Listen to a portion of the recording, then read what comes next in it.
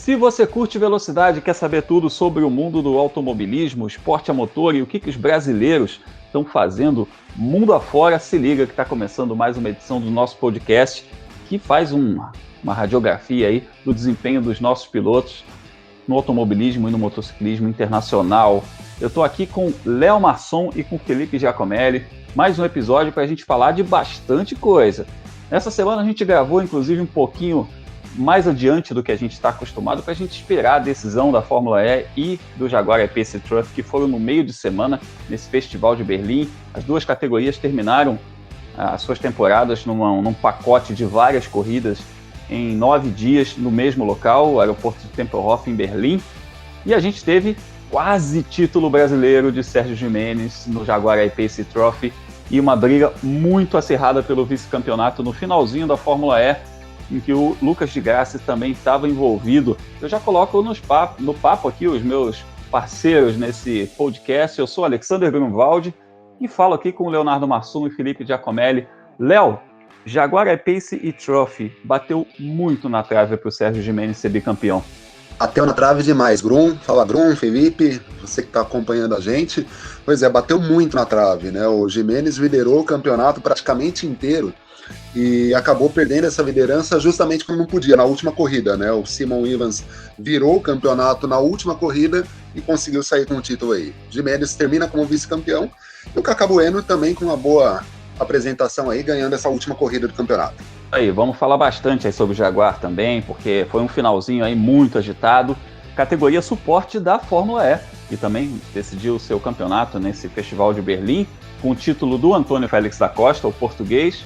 Então, mais um campeão da Fórmula E falando português. A gente já teve o Nelsinho Piquet, o Lucas de Grassi e agora o Antônio Félix da Costa. E foi um fim de semana, meio de semana, né? Várias corridas juntas aí, Felipe, em que a gente teve muita notícia envolvendo piloto brasileiro. Olha, Grum, teve um monte mesmo. Tem gente que tá chegando e tem gente que tá saindo, né?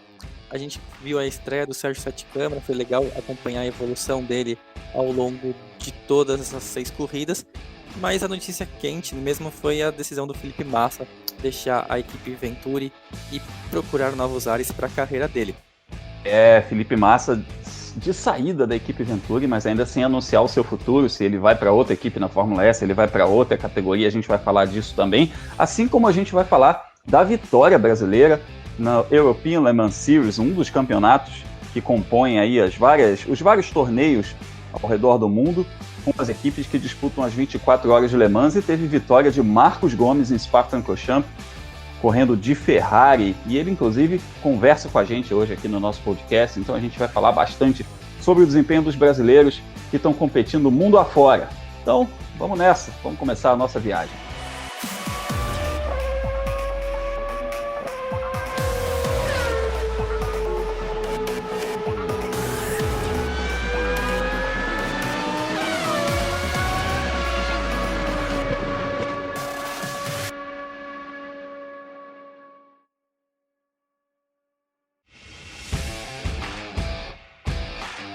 E terminou a temporada 6 da Fórmula E, a categoria de carros elétricos, de monopostos elétricos da FIA, título de Antônio Félix da Costa com 158 pontos, uma margem incrível para o vice-campeão, que foi o Stoffel Vandoorne da Mercedes, a primeira temporada da Mercedes na categoria. O Stoffel Vandoorne fez 87 pontos, e o companheiro de equipe na DS Tech Cheetah, que é o Jean-Eric Vergne, companheiro de equipe do Antônio Félix da Costa, ficou em terceiro a um pontinho do Vandoorne.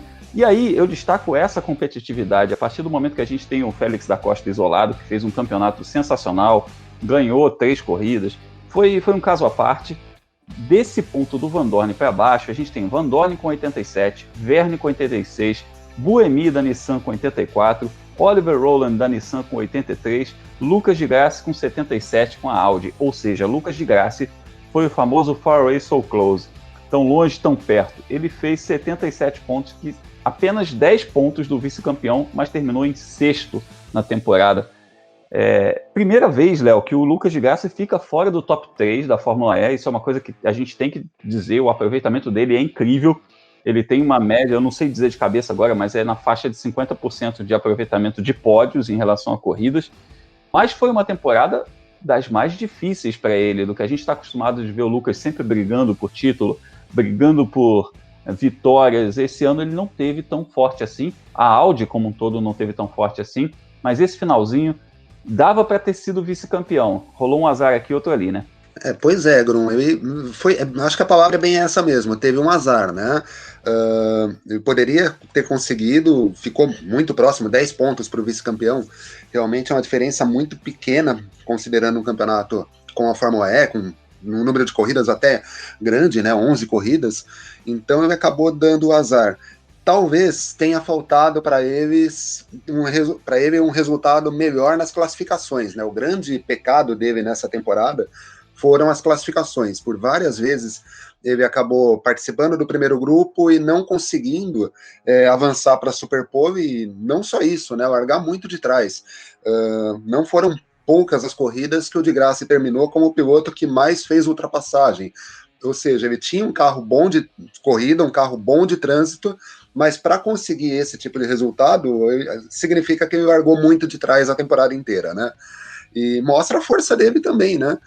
Apesar de não conseguir largar tão na frente assim, ele se manteve na briga pelo vice-campeonato até a última etapa, se manteve durante um bom tempo na briga pelo título. Vale lembrar que antes desse festival de corridas em Berlim, ele aparecia ali em torno de 25 pontos atrás, já do Félix da Costa, que já era o líder antes do campeonato chegar à capital alemã.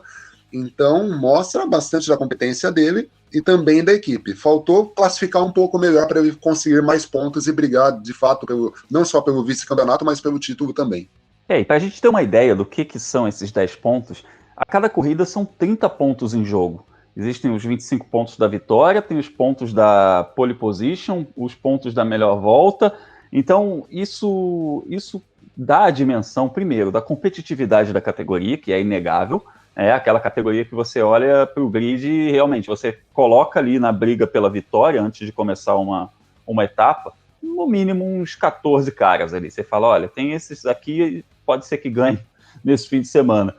E outra coisa que mostra é isso que você falou aqui, que um azar aqui, ali, pontualmente, como houve, por exemplo, o de Grassi foi tocado numa das corridas, como houve um furo de pneu na corrida de quarta-feira, que foi a penúltima etapa, coisas pequenininhas podem te jogar do céu ao inferno, né?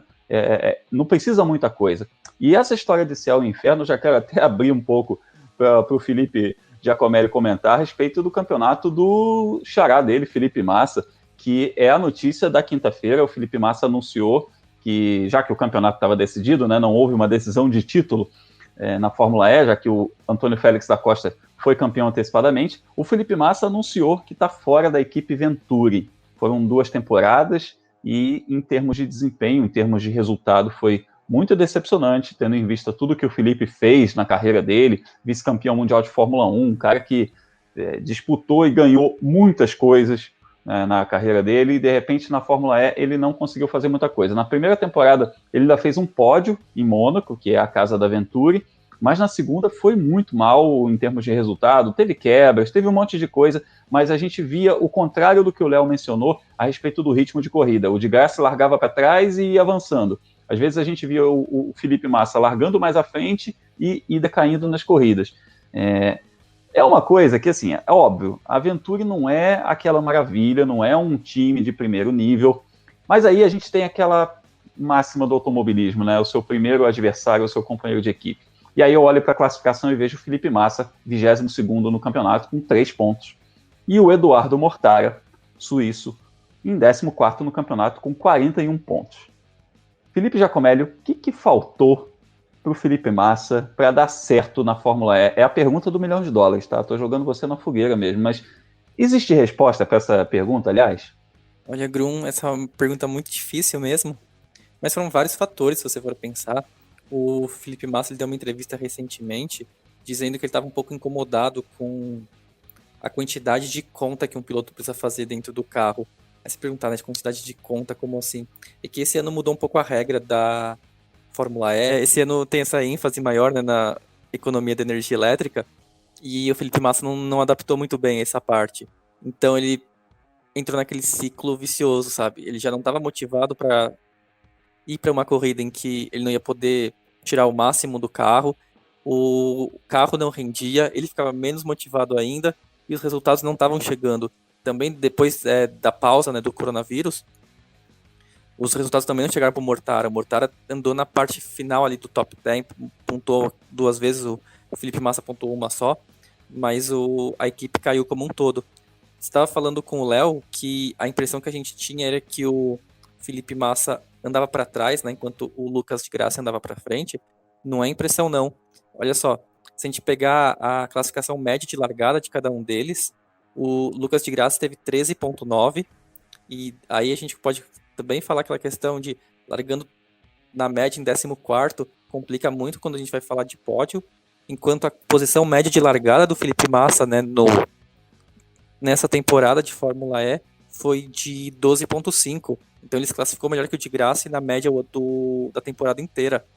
Só que enquanto o de Graça ele consegue compensar a questão da classificação e avançando posições, também a partir da estratégia de economia de energia, o Felipe Massa teve corridas mais atribuladas, né? Foram 2 acidentes, teve uma outra prova em que ele estava indo muito bem, lá em Santiago, depois teve aquele toque com o Mortara e aí ele perdeu algumas posições. Era uma corrida que de repente, se não fosse por vitória, dava para beliscar um pódio, e aí um 9º lugar acabou sendo um pouco frustrante, ainda foi a melhor posição dele no ano, para você ter ideia.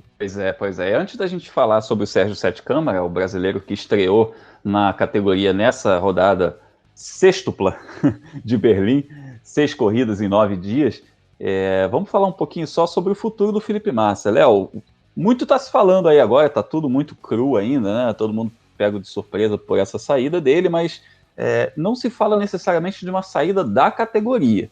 Pode ser, ainda existe uma chance em outras equipes, tem equipe com vaga aberta, tem a Mahindra, que é uma vaga que não é tão ruim assim. Não tem muita vaga, a verdade é essa, mas ainda tem vaga.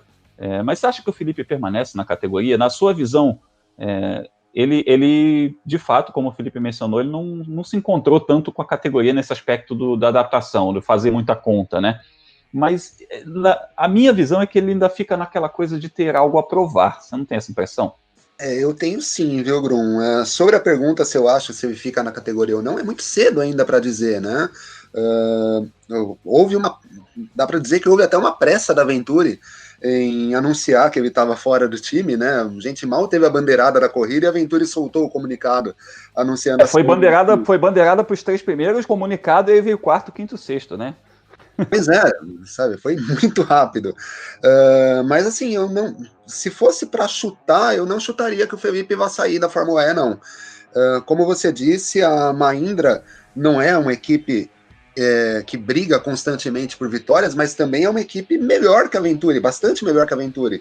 Basta ver o que o Alex Lin, por exemplo, que é um piloto que, apesar de já ter passagem pela Fórmula E em outras equipes, fez durante essas 6 corridas finais lá em Berlim. Né, ele não teve nenhum resultado vistoso, mas ele apareceu bem nas classificações, conseguiu algumas classificações para a Superpole, né, largou sempre na frente, bateu inclusive o Jérôme D'Ambrosio, que é o companheiro dele de equipe, mas apesar disso não é um piloto que está garantido para a próxima temporada. E a gente sabe que a Mahindra, né, procurou por outros brasileiros em temporadas passadas.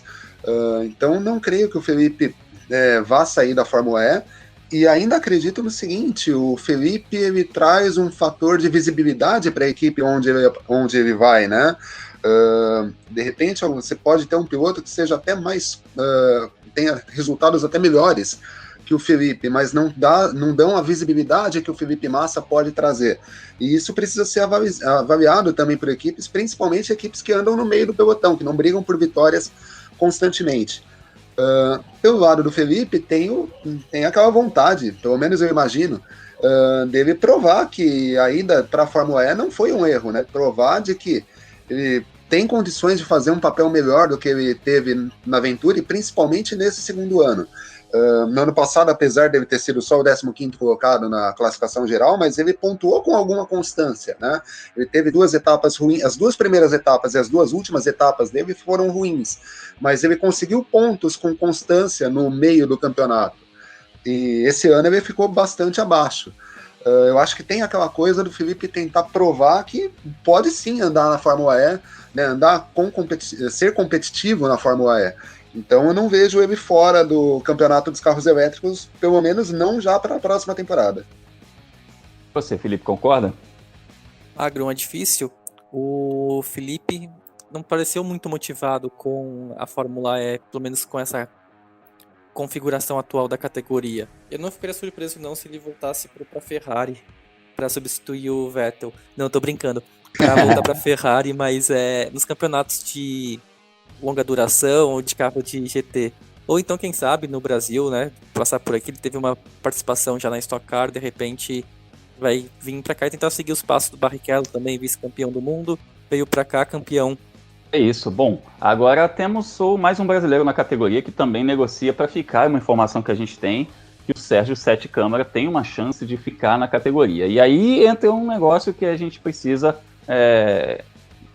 colocar todas as pontas desse assunto aí na mesa, porque é o seguinte: o Sérgio Sete Câmara, ele é piloto reserva do grupo Red Bull na Fórmula 1. Então é Red Bull Racing e AlphaTauri. São duas equipes na Fórmula 1 que ele tem chance de ingressar como um piloto reserva e até mesmo como um titular. A gente sabe bem como é que é o Helmut Marko. Um belo dia ele acorda, olha para o Kvyat e fala: não gosto mais de você, e vai para a rua.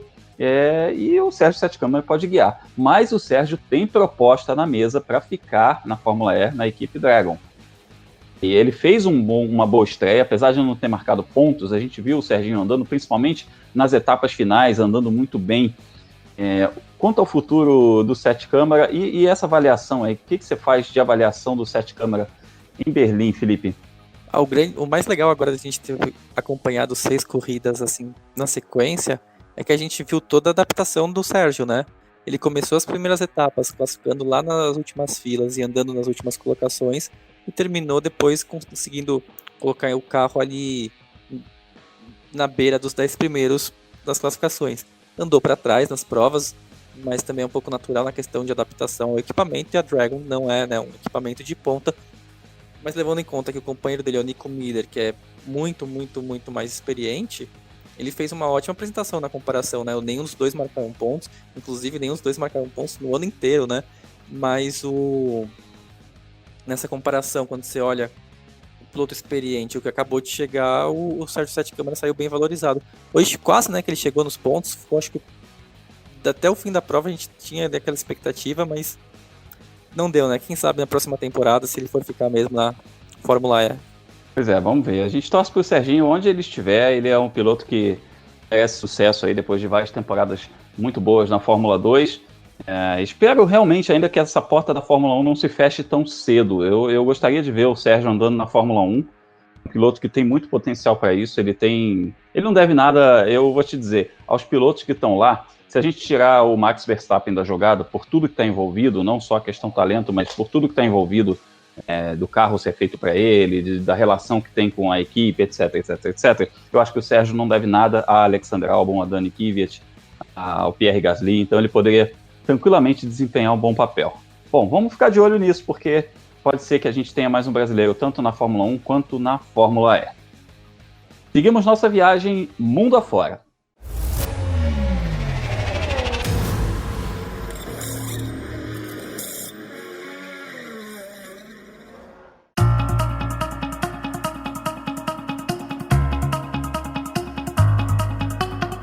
E a nossa viagem segue pela Alemanha, segue por Berlim, no aeroporto de Tempelhof, porque além da Fórmula E, tivemos a decisão do Jaguar I-Pace Trophy, categoria suporte, categoria de turismo de motores elétricos, monomarca da Jaguar, e que tivemos título brasileiro na temporada anterior com Sérgio Gimenez e vice-campeonato com Cacá Bueno, mas nessa temporada não foi tão fácil, não foi tão simples.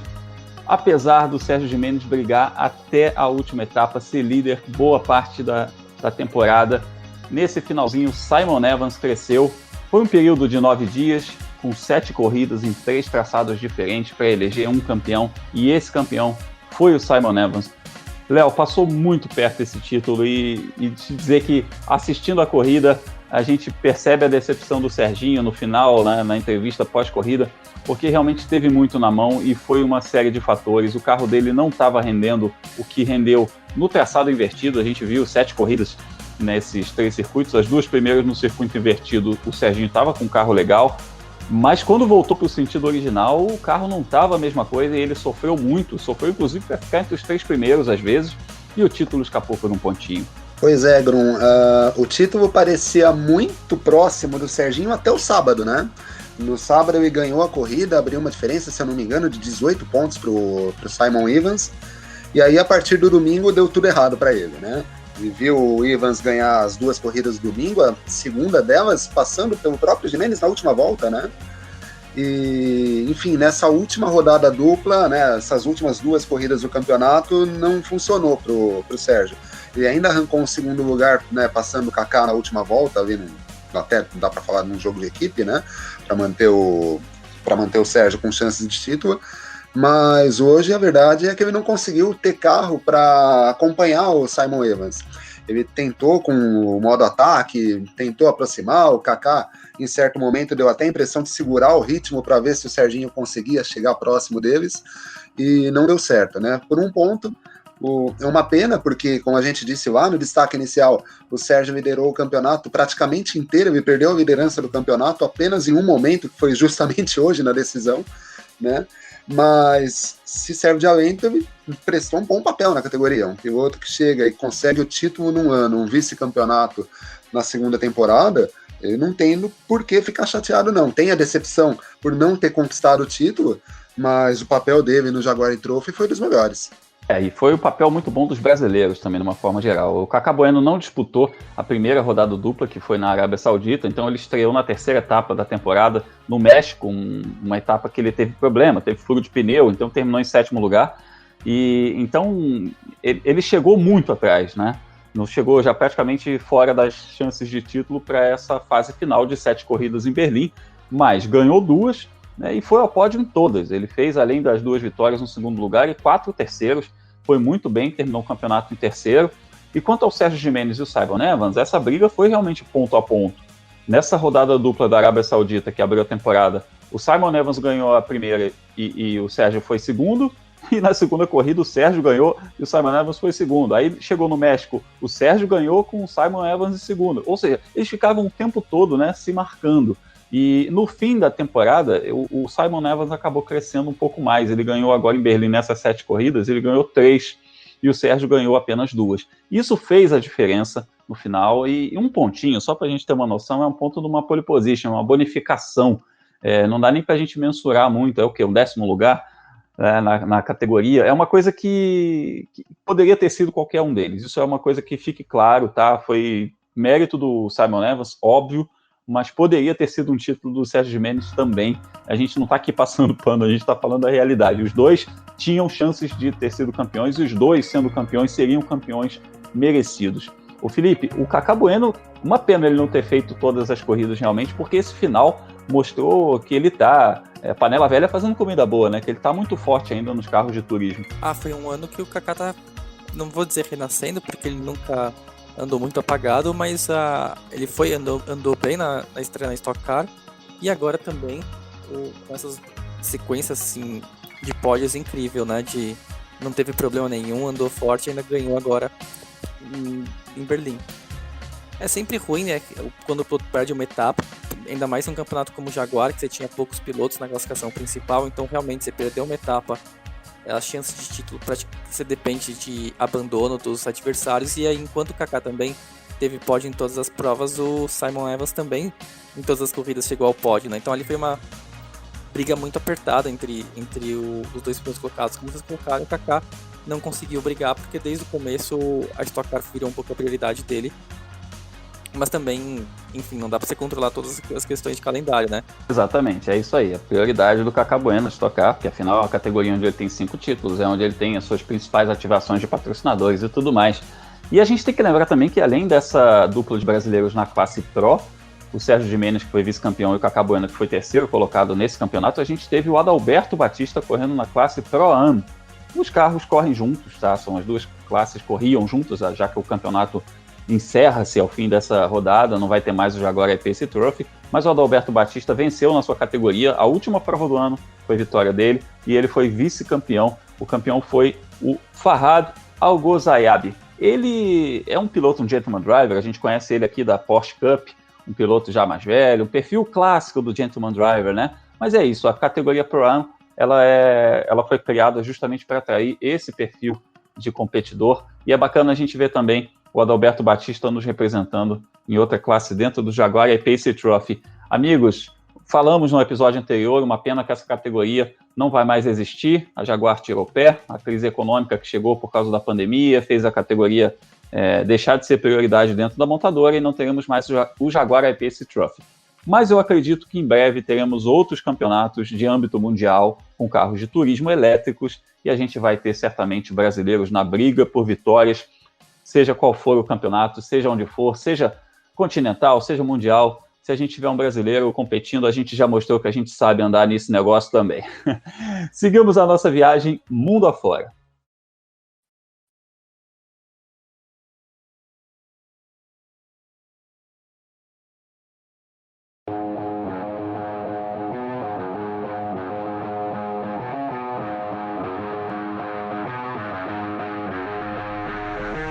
Saímos da Alemanha, mas seguimos na Europa. Vamos de Berlim para Spa-Francorchamps, na Bélgica, onde tivemos a categoria European Le Mans Series, que é uma das muitas categorias de carros de endurance, carros de GT, protótipos que competem mundo afora.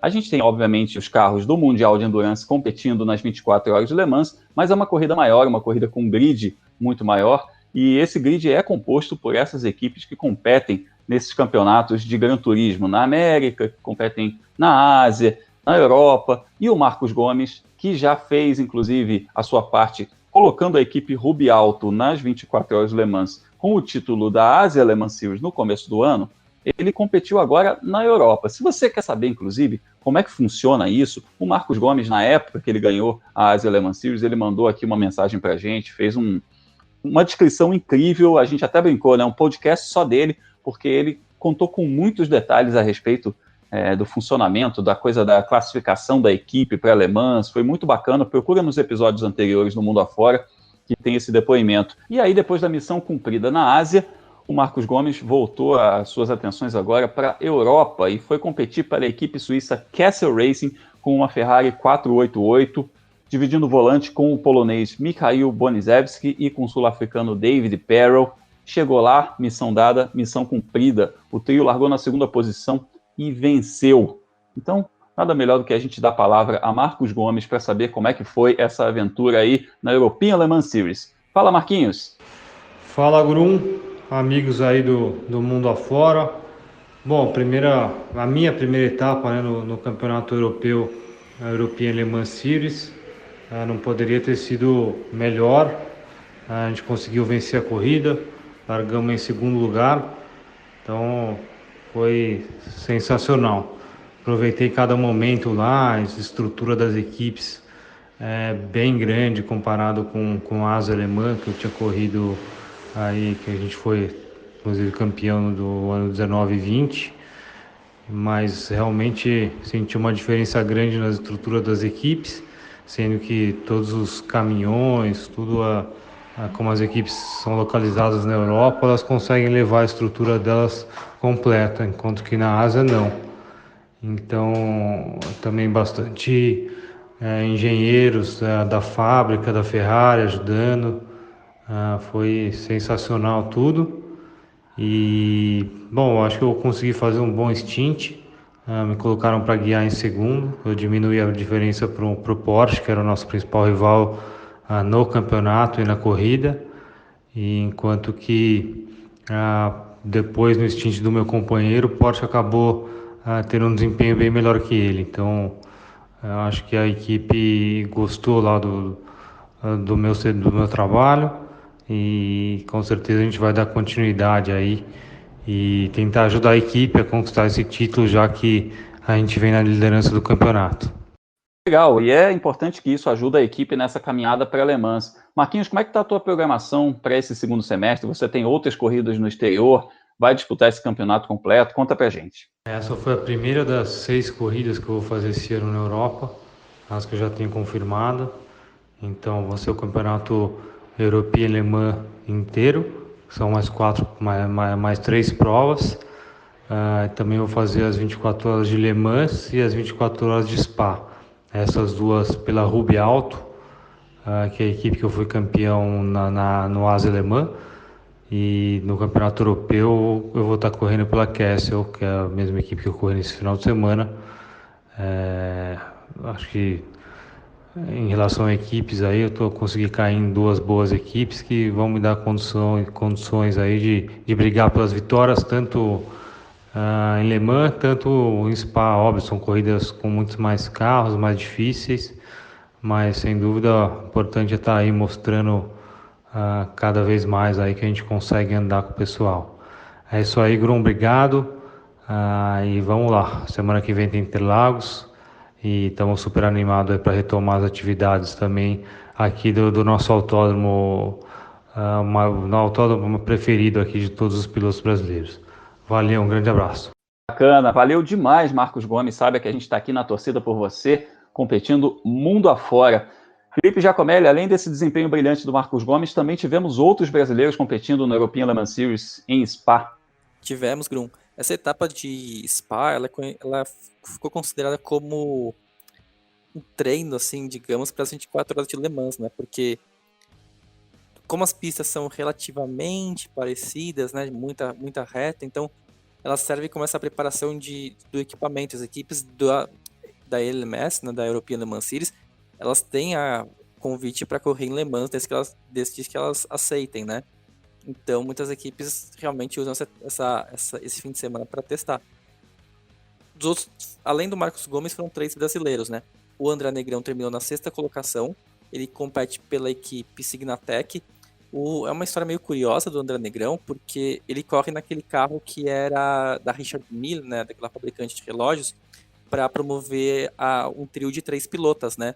Só que a Catherine Legge se machucou no início do ano, e aí precisaram chamar o André Negrão, que corre pela Signatec no WEC, para ser esse piloto veterano da esquadra. Aí ele corre junto com a Tatiana Calderon e com a Bates Visser, que acabou de estrear vindo da W Series, e eles ficaram na 6ª colocação. O Thomas Erdos, piloto veteraníssimo assim, brasileiro do Endurance, já ganhou Le Mans, já ganhou essa mesma European Le Mans Series na carreira dele mais 10, 15 anos atrás. Aí ele voltou a competir no ano passado, já tem mais de 50 anos, chegou na 3ª colocação, competindo ao lado do Nico Cari. Para quem não se lembra, o Nico Cari era o companheiro de equipe do Sérgio Sete Câmara na Fórmula 3, na época que os dois eram da Red Bull. E aí, enfim, os dois saíram da Red Bull, hoje o Sérgio Sete Câmara voltou, o Nico Cari está na European Le Mans Series. Eles terminaram com a 3ª colocação na LMP3. E na GTE, né, na mesma categoria em que o Marcos Gomes anda, o Augusto Farfus, que está fazendo algumas etapas pela Aston Martin, depois de muitos anos defendendo a BMW, e na passagem pela Hyundai no ano passado, também terminou com a 3ª colocação. Aí foi um pódio, né, ao lado do Marcos Gomes, 2 brasileiros. É isso aí. Eu lembro do Thomas Erdos, você falou dele. Eu lembro dele quando eu comprava a revista Grid, cara. Eu tô falando dos anos 80, 90, que tinha notícia dele competindo na Europa. É bom saber que ele ainda tá na ativa, né? A gente sempre tem notícias dele por aqui, a gente acompanha. Muito bacana ver a paixão que ele tem pelo automobilismo, sobretudo. Léo, esses campeonatos estão crescendo muito, né? Rapidinho, só para a gente arredondar esse assunto, esses campeonatos estão crescendo muito e é bacana ver o empenho dessas equipes rumo a Le Mans, né? Um ano atípico que a gente vai ter Le Mans em outra data, mas o pessoal está trabalhando, né? Pois é, esses campeonatos regionais, esses campeonatos continentais que distribuem vagas para as 24 horas de Le Mans, eles ganharam muita importância nos últimos anos, né? Tanto na Europa quanto na Ásia. Aqui nas Américas, a gente teve por algum tempo a American Le Mans Series, ela acabou sendo convertida no atual campeonato da IMSA, né? Mas esses campeonatos têm crescido muito em importância e dão chance para os pilotos treinarem, não só para as 24 horas de Le Mans, mas para provas que integram o Mundial de Endurance. Por exemplo, o André Negrão e o Augusto Farfus, nesse final de semana, lá em Spa mesmo, correm a etapa do Mundial de Endurance, correm às 6 horas de Spa. E eles tiveram a oportunidade de correr já no traçado no último final de semana e com carros semelhantes aos que eles usam no Mundial. Então é importante também para que eles possam ganhar quilometragem e fazer testes pensando no Mundial também. Isso aí, beleza. Vamos seguir aqui que a gente ainda tem assunto, hein, gente? A nossa viagem mundo afora continua.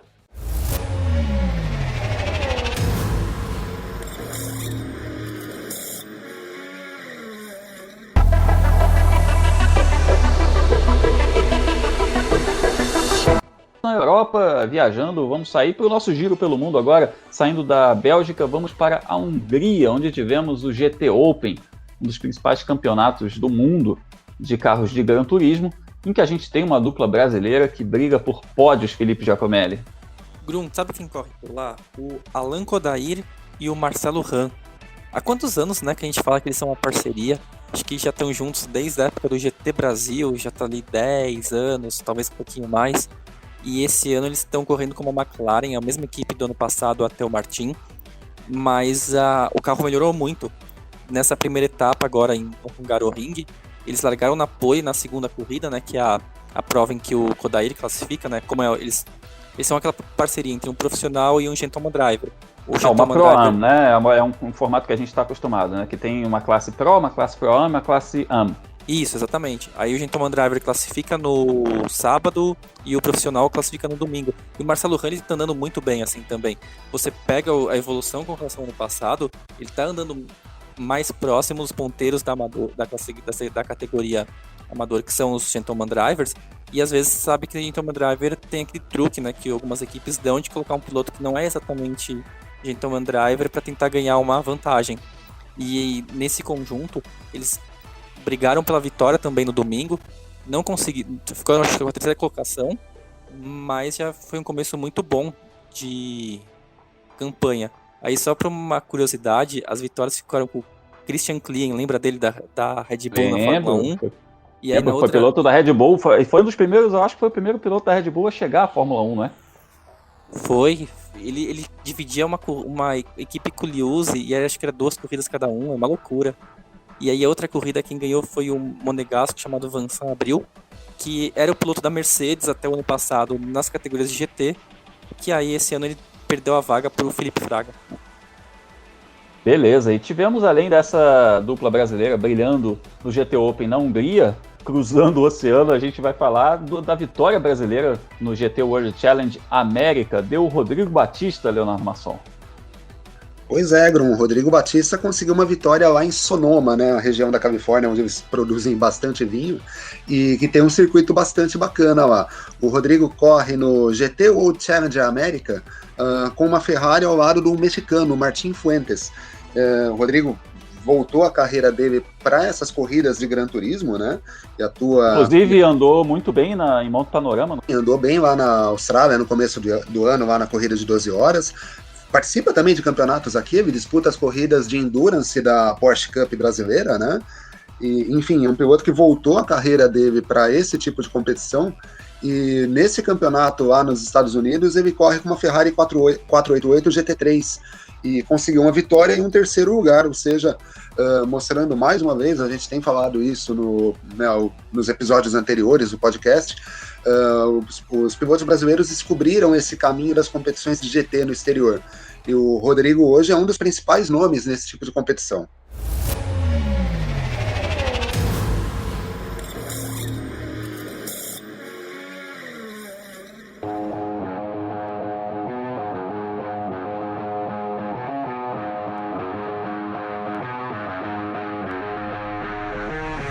Esse podcast eu convido você a interagir conosco nas redes sociais e também apreciar nossos conteúdos sobre esporte a motor. Felipe Giacomelli fala do mundo do automobilismo no blog World of Motorsport, o Leonardo Masson escreve no site F1 Mania e também nas plataformas digitais da revista Racing, e eu, Alexander Grunwald, estou no ar pelo YouTube com o canal Fórmula Grum, trazendo bastidores do esporte a motor e também notícias sobre os pilotos brasileiros. Falando em YouTube, eu lembro que além da gente estar em todos os agregadores de podcasts, esse conteúdo também é publicado no canal F1 Mania no YouTube. Aliás, assine o nosso agregador de podcast, a gente tem coisa muito boa aqui, a gente tem o Full Gas Podcast falando sobre MotoGP com o Gabo Carvalho e o Gabriel Lima, e a gente tem diariamente o F1 Mania em ponto, em que Carlos Garcia e Gabriel Gavinelli falam a respeito das notícias do dia a dia da Fórmula 1 e das grandes categorias do automobilismo mundial. Chegando ao finalzinho dessa edição aqui, Léo, seu destaque final. O destaque final, Grum, vai para o final de semana com a definição do grid de largada da 104ª edição das 500 milhas de Indianápolis, né? A prova mais importante do calendário da Indy, pela primeira vez esse ano acontecendo em agosto por conta da pandemia, ela saiu de maio e foi transferida para agosto, uma edição infelizmente sem público, e com 2 brasileiros no grid, né? O Hélio Castro Neves e o Tony Kanaan partindo para mais uma 500 milhas, né? O Hélio provavelmente na última corrida dele pela Penske, o Tony nessa turnê de despedida dele na Indy, e a partir desse sábado a gente tem a definição do grid. No sábado a gente define os 9 pilotos que vão disputar a pole position, no domingo a gente conhece aí o grid completo dos 33 pilotos que vão correr no domingo da semana que vem, né, no dia 23. Quem quiser me acompanhar nas redes sociais, só procurar pelo Leonardo Marçom, tanto no Twitter quanto no Facebook, no Instagram. Estou na expectativa de receber ter algum recebido para postar nas redes sociais ainda para acompanhar esses treinos da Indy, viu, Grum? Pô, você também, achei que fosse só o Felipe Giacomelli. Pô, Felipe, vou dar o seu destaque final já perguntando aqui, nada de recebidos por enquanto, né? Ih, Grum, é verdade, até agora não chegou nada não. Mas olha, o meu destaque final fica para a caixa postal, que está aqui na descrição do podcast. Para você que está nos vendo, a gente aceita todo tipo de recebido, de preferências que a gente possa também, né, encher a barriga. Mas, voltando ao automobilismo, que é o que interessa pra gente, a gente falou aqui no episódio de hoje da European Le Mans Series, que andou em Spa. Quem vai andar lá também nessa semana é o Mundial de Endurance, né, o WEC. Mais uma vez são 4 brasileiros. Muda só um pouquinho a escalação. O André Negrão continua agora correndo pela equipe principal dele, a Signatec, e o Augusto Farfus continua na Aston Martin. Aí se juntam a ele outros 2 brasileiros, Bruno Senna na LMP1, corre pela Rebellion, penúltima etapa da história da equipe, que vai fechar as portas depois de Le Mans, e o Felipe Fraga, que retorna na categoria GTE AN. O Felipe Fraga, inclusive, que está com esse calendário bastante complicado nesse ano, de se dividindo em várias categorias, que ele que defende a Mercedes, como a gente falou um pouquinho mais cedo, nas categorias de GT. E quem quiser me seguir, só procurar por Felipe Giacomelli no Twitter ou no Instagram, ou então felipegiacomelli.com. Entra no World of Motorsport, que é meu blog. Toda quinta-feira eu coloco a agenda da velocidade com os horários, os resultados e onde assistir as corridas das principais categorias do automobilismo mundial. Boa, e eu recomendo a visita lá pra gente ficar de olho, pra gente ver onde tem brasileiro competindo o mundo afora. E o meu destaque final, é você ficar ligado no site F1 Mania, entra lá em f1mania.net todos os dias, sabe por quê? Porque o Extra Pista também vai comer solto. Tem muita vaga em aberto, tem muita categoria por aí, a gente ainda vai ver muito piloto aparecendo com o final da Fórmula E, com o final do campeonato da Fórmula E, a gente vai ver muita gente no mercado ainda, tem a questão do Felipe Massa ainda, que está no mercado, ou seja, fique ligado, porque a gente ainda vai ter muita água correndo embaixo dessa ponte, para a gente ver como é que os pilotos brasileiros vão se encaixar, um ano muito atípico em 2020, a gente ainda pode ter muita novidade bacana a respeito do nosso automobilismo. Obrigado a você que acompanhou a edição anterior, está aqui novamente conosco. Se essa é a primeira vez que você nos ouve, seja bem-vindo. Volte sempre, um forte abraço e fique ligado nas notícias dos brasileiros que competem mundo afora. Até a próxima, valeu demais.